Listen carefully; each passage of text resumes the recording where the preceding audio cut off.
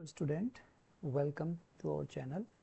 आज हम करने वाले हैं क्लास 10th का चैप्टर नंबर 1 की एक्सरसाइज 2। पहली एक्सरसाइज हमने कर ली है, उसका एक इंट्रोडक्शन भी हमने पढ़ा था। अगर आपने वीडियो नहीं देखी तो वहाँ जाके देख सकते हैं। बहुत इजी वे में उसका एक्सप्लेनेशन हमने किया था। आज हम करेंगे एक्सरसाइज 1.2।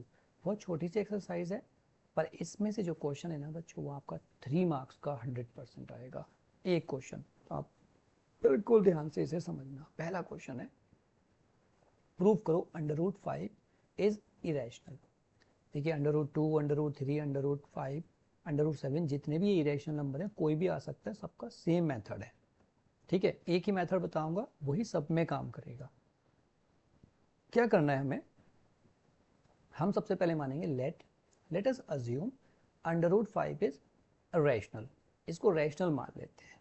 जब ये रैशनल है तो किसी भी रैशनल नंबर को बच्चों हम फ्रैक्शन में लिख सकते हैं। तो देयरफॉर ये जो √5 है, ये जो √5 है, इसको हम लिखेंगे p और q के फॉर्मेट में। ठीक है, क्योंकि हमें पता है रैशनल नंबर इस फॉर्मेट में लिखे जाते हैं। और ये p q क्या है? ये है बच्चों को प्राइम नंबर। को प्राइम क्या होते हैं? जिनमें कुछ भी कॉमन नहीं होता है। तो हम लिखेंगे p एंड q आर को प्राइम नंबर, को प्राइम नंबर। ठीक है, अब जरा ध्यान दीजिए, ये हर क्वेश्चन के लिए सेम मेथड रहेगा, बहुत ध्यान से समझना। अब हम क्या करेंगे, इस q को इधर ले आएंगे। तो ये होगा भाई, ये इसके साथ मल्टीप्लाई होगा, तो बच्चों ये हो जाएगा q √5 is equal to p। ठीक है, बात समझ में आई? अब हम क्या कर रहे हैं, squaring both side, s b s, squaring both side. जब हमने स्क्वायरिंग बोथ साइड किया, ठीक है, तो यहाँ पे क्या हुआ, क्यू स्क्वायर, और √5 का स्क्वायर क्या होता है बच्चों, 5। तो ये हुआ 5 Q square is equal to P square. ठीक है, अब एक बात बताओ, ये इक्वल आ गया, p और q में कुछ भी कॉमन नहीं है। ठीक है, p और q में कुछ भी कॉमन नहीं है, और ये जो नंबर है ना, ये इसके इक्वल आ रहा है। इसका क्या मतलब है? इसका मतलब है ये जो 5 है, ये क्या कर रहा है, इस p स्क्वायर को डिवाइड कर रहा है। इसे ऐसे समझो जैसे कोई नंबर है। जैसे मैं इधर कोई नंबर लिखूं कि भाई एक नंबर है हमारा 9 है। ठीक है, और उसके साथ एक हमारे पास नंबर है 5 स्क्वायर इज इक्वल टू, इधर है आपका 3 स्क्वायर 3, या इसको 27 लिख लो, तुम्हें समझाने के लिए लिख रहा हूँ मैं, जिससे तुम्हें बातें समझ में आ जाए। ये नंबर है आपका 27। तो इसमें पी स्क्वायर क्या हुआ, 3 का स्क्वायर। ठीक है, और ये 5 स्क्वायर क्या हुआ, क्यू स्क्वायर। हमें पता है कि 5 और 3 में कुछ भी कॉमन नहीं है। देखो, पर ये इक्वल क्यों आ रहा है? इक्वल इसलिए आ रहा है कि इसमें कुछ कॉमन है। इट मीन्स एक जो नंबर है ना, ये जो 3 का स्क्वायर है, ये इसे डिवाइड कर रहा है। तो 27 क्या कर रहा है, डिवाइड कर रहा है। ये डिवाइड हो रहा है, 3 से भी हो रहा है और 3 के स्क्वायर से भी हो रहा है। तो इसीलिए हम यहाँ पे क्या लिखेंगे, देयरफॉर 5 डिवाइड p और p स्क्वायर। 5 डिवाइड या divided by p and p square. ठीक है, 5 डिवाइड p या p स्क्वायर, या 5 डिवाइडेड बाई p और p स्क्वायर। ठीक है, अब कोई नंबर जब डिवाइड हो रहा है, जब 5 इसको डिवाइड कर रहा है, p या p स्क्वायर को डिवाइड कर रहा है, या एक ही चीज़ लिख लो, 5 डिवाइड्स करता है, डिवाइड लिख देते हैं। 5 डिवाइड कर रहा है p या p स्क्वायर को, तो कोई नंबर जब डिवाइड करेगा, जैसे हम बात करें, ये 9 हो गया, 9 जब 27 को बच्चों डिवाइड करेगा, तो देखो 9 जब 27 को डिवाइड करेगा, तो 9 3 जा 27, कितने टाइम आया, 3 जा। तो किसी टाइम तो आएगा ही आएगा ना। जब इसे 5 डिवाइड करेगा तो p क्या बन जाएगा, p बन जाएगा 5c, मतलब c टाइम डिवाइड हो गया। ये ऐसे ही लिखना है, p का वैल्यू क्या हुआ, 5c, 5 इंटू सी मिला के p बन रहा है। तो ये हमारे पास, अब ये जो आपने स्क्वायर किया था ना ये वाली, ये इक्वेशन 1 मान लेना। एक बार फिर से समझो, यहीं पे सबसे पहले हमें क्या करना है, √5 is equal to P by Q हमने मान लेना है कि ये सपोज करते हैं रैशनल है। रैशनल है तो उसे हमने पी बाई क्यू के फॉर्मेट में लिखा, और ये हमने लिख दिया कि पी और क्यू में कुछ भी कॉमन नहीं है, देयर इज नो कॉमन। ठीक है, कॉमन मतलब वो को प्राइम हो गए।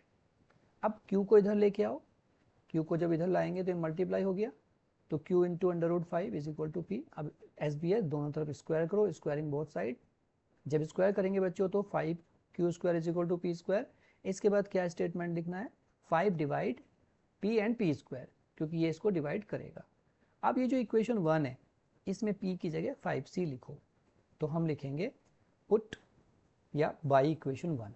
ठीक है, या आप लिखो put p is equal to 5c in equation 1। ये सर्कल बनाना ही मतलब होता है इक्वेशन में। तो आप देखो जब इसकी जगह लिखोगे बच्चों तो ये हो जाएगा 5q² is equal to 5c लिख रहे हैं इसकी जगह, तो 5c का स्क्वायर, 5c का स्क्वायर होगा 25c²। ठीक है, अब ये 5 से 25 डिवाइड हो जाएगा, तो q² कितना आएगा, 2² आएगा। जब 5 से डिवाइड करेंगे 25 को, तो 5c²।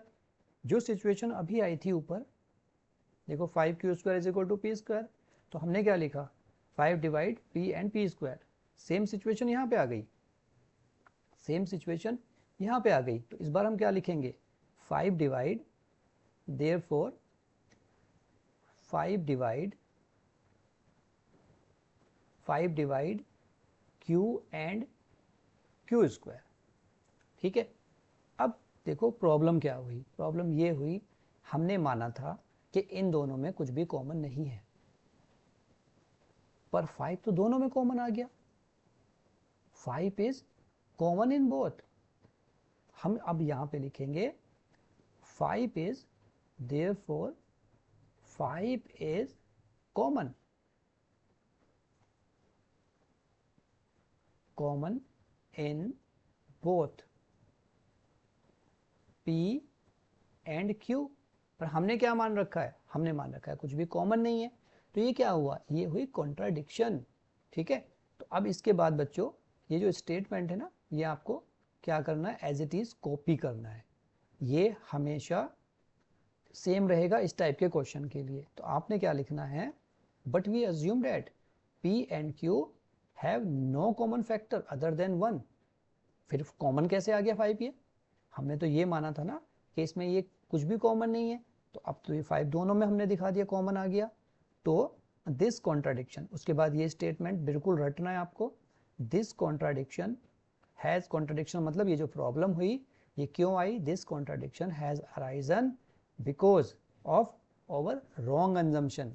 क्या रॉन्ग अजम्पशन किया हमने, रॉन्ग ये किया, ये 5 ये √2 नहीं है, √5 है। ये रॉन्ग अजम्पशन ये किया कि √5 को हमने रैशनल मान लिया था शुरू में।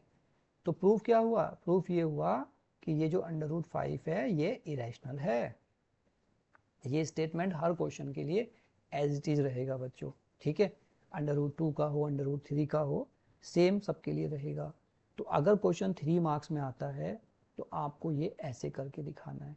ठीक है, बात समझ में आई, इसे एक बार फिर से बैक करके देखना, आपको एक क्लियरिटी आ जाएगी, सेम कॉन्सेप्ट रहेगा। अब आते हैं इसके दूसरे टाइप के क्वेश्चन में। एक ये क्वेश्चन आता है बच्चों, इसमें क्या है, इसमें काफ़ी सारी वैल्यू है, पर इसमें क्या होता है, ये क्वेश्चन अगर आपका 2 मार्क्स में आएगा तो यहाँ लिखा रहता है कि √5 इरेशनल है, ऑलरेडी ये गिवन है, it is given that.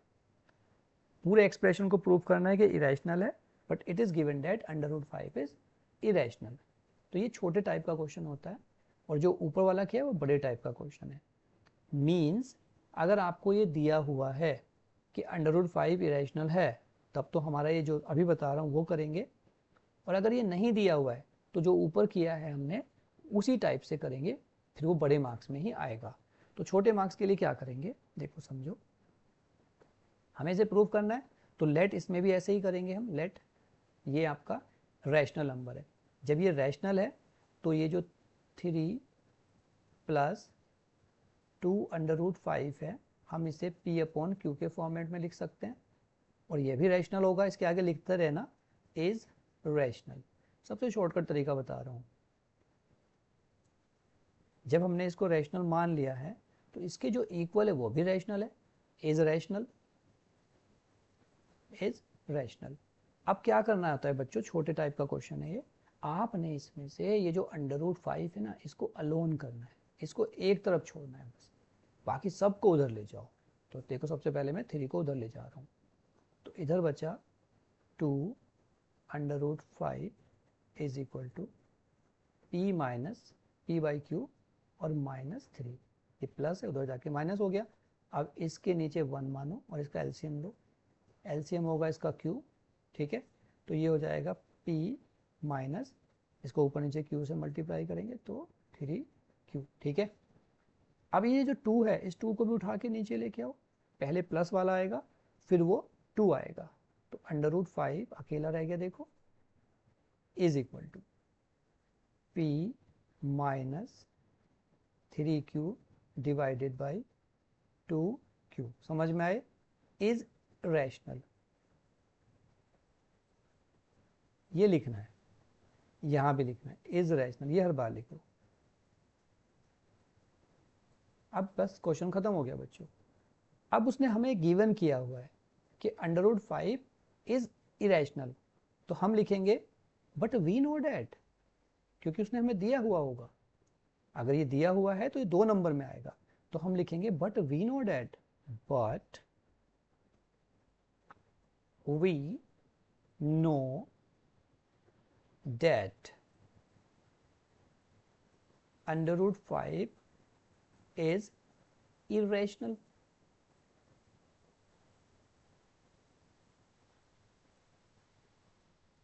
√5 is irrational, ये हमें पता है।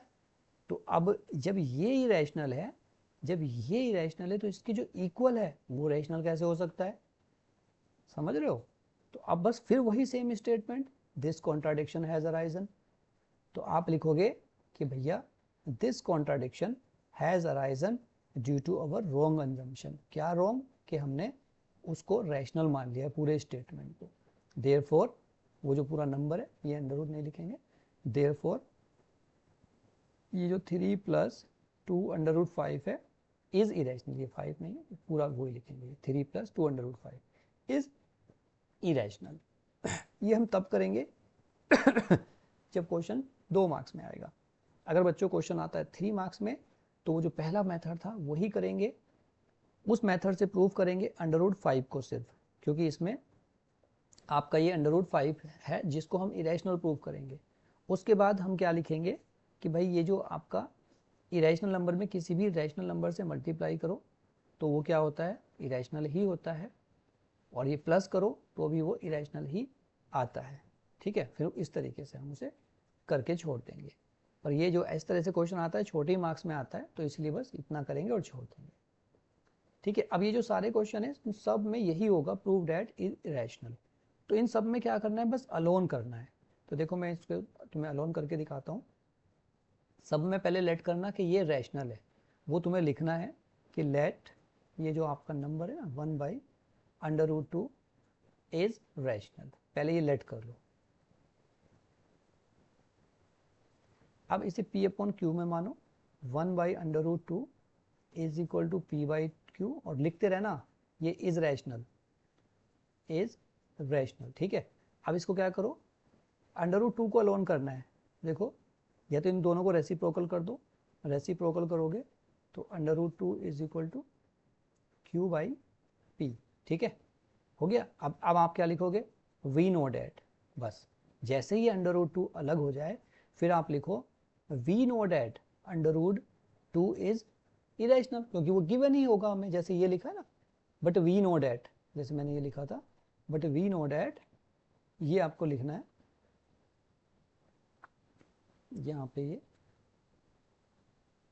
But we know that √2 is या √5 इज इरेशनल था, ऐसे यहाँ पे लिखोगे √2 इज इरेशनल। तो उसके बाद वो same statement, this contradiction has arisen our wrong assumption, वो सब में कॉमन रहेगा, ठीक है। जैसे, और ये है, इसमें क्या करोगे, इसमें भी सेम काम, लेट इसको पहले रैशनल मानो, फिर आप क्या करोगे, इसे अलोन करोगे, 7/5 is equal to p divided by q, फिर इस 7 को डिवाइड में ले आओ, मतलब √5 is equal to p by 7q। ठीक है, अब फिर से देखो ये अलोन हो गया ना, फिर आप लिखोगे but we know that √5 is irrational and this contradiction has arisen, वो जो स्टेटमेंट था उसे एज इट इज लिखना है, this contradiction has arisen due to our wrong assumption के √7/5 इज इरेशनल, ये रैशनल नहीं है, इरेशनल ही है। ठीक है, ऐसे ये वाला करना है। इन सब में सेम मेथड है, इन सब में सेम मेथड है, तो कंफ्यूज नहीं होना। इसमें आप क्या करोगे, जैसे ये 6 प्लस √2, तो आपने इसे लेट कर लिया कि भाई ये रैशनल है, तो रैशनल है तो p बाई क्यू के फॉर्मेट में लिखा जाएगा। अब इस 6 को लेफ्ट में ले आओ, √2 is equal to p divided by q और -6, इसके नीचे 1 मानो और एलसीएम ले लो इसमें, तो ये हो जाएगा आपका p -6q divided by q। ठीक है, देखो √2 अलोन हो गया ना फिर आप क्या लिखोगे, बस वही, but we know that, but we know that √2 is irrational। ठीक है, √2 is irrational, उसके बाद क्या लिखोगे, दिस कॉन्ट्राडिक्शन, दिस, वो जो स्टेटमेंट था ना उसको एज इट इज यहाँ कॉपी करोगे कि this contradiction has arisen due to our wrong assumption। बस ये सब में आपने कॉमन लिख देना है, ये आपको सब में लिखना है। ठीक है, और therefore it is irrational number. तो बस इतना इतना काम था इसमें, बाकी छोटी सी एक्सरसाइज थी, ये खत्म हो गई है। आई होप आपको ये समझ में आया होगा, हार्ड है भी नहीं कुछ, इसमें छोटी सी एक्सरसाइज है। तो ये चैप्टर भी हमारा बस इतना ही था, ख़त्म हो गया। आएंगे हम अपने सेकेंड चैप्टर पे, पॉलिनोमियल। धीरे धीरे सिलेबस थोड़ा सा डिफिकल्ट लेवल पे जाएगा, बट डोंट वरी, सारे इजी मेथड समझेंगे। वीडियो अगर अच्छी लगी तो आप कमेंट करके बताइए, कुछ अगर समझ में नहीं आ रहा तो भी आप कमेंट करिए, मैं कोशिश करूँगा कि आपको अच्छे तरीके से वो समझा सकूँ। Take care.